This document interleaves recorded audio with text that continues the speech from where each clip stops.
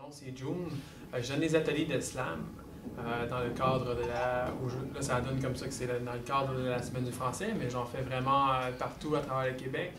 Ça a pris 29 ans pour prendre conscience que ce que je pense a une influence sur mon existence. Si j'avais ça avant, dans mon enfance. Sérieusement. Quand tu es un enfant, as-tu vraiment envie de tout savoir? Un kid, c'est les histoires de Noël, de fée des gants. Donne-lui des bébelles, puis il va être bien content. C'est si naturel, si touchant. Puis, quand on grandit, on perd un peu de cette magie spontanée. On devient craintif, parce qu'on a peur de déplaire, d'oublier, d'arriver en retard, de perdre.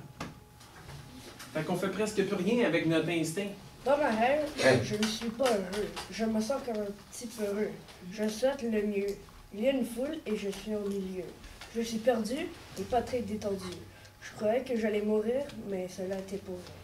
Tu es celui qui te gouverne. Cette vérité te concerne. Réalité interne, au centre de nos êtres, vit la vie. Le présent vivifie vis-à-vis ce que l'environnement prétend vivement. Et oui, on est vivant. Quand je sors dehors, c'est comme un cauchemar. Je ne peux m'empêcher de te raconter ce qui m'est arrivé. Un jour, je marchais et il pleuvait. Je décidai donc d'aller m'abriter sous un toit inhabité. Arrivée, j'étais déjà toute mouillée. J'ai pleuré car j'étais fâchée. Vu que la pluie s'est arrêtée, j'ai parti acheter quelque chose à manger. Après avoir magasiné, je suis retournée à la maison. Rien de plus bon d'être chez soi quand le bonheur est en moi. Quand on fait un texte comme dans un exposé oral, on sent beaucoup regarder. Mais dans le fond, on se regarde soi-même, on regarde qu'est-ce que j'ai l'air en ce moment, comment je le dis, est-ce que ça a bien, je l'ai bien dit. Puis ça, plus que tu finis par contrôler ça, on en dit à moins de t'auto-juger, puis à te laisser aller dans ce que tu fais, c'est beaucoup plus facile de te sentir beaucoup plus à l'aise à pouvoir justement parler devant les gens. C'est vraiment d'essayer de perdre cet œil, on pourrait dire, cet œil qui nous regarde, dans le fond, c'est nous qui nous regardons. Un beau jour, le matin, je me réveille en sursaut. J'ai plutôt chaud, je me mets sur mes deux pieds, je suis maintenant bien réveillée. Je prends mon café, je regarde la TV.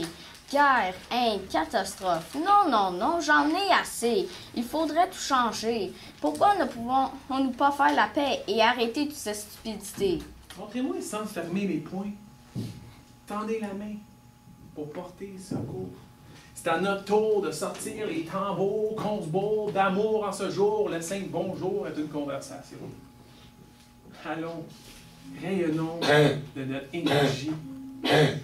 La vie, c'est de ça qu'il s'agit.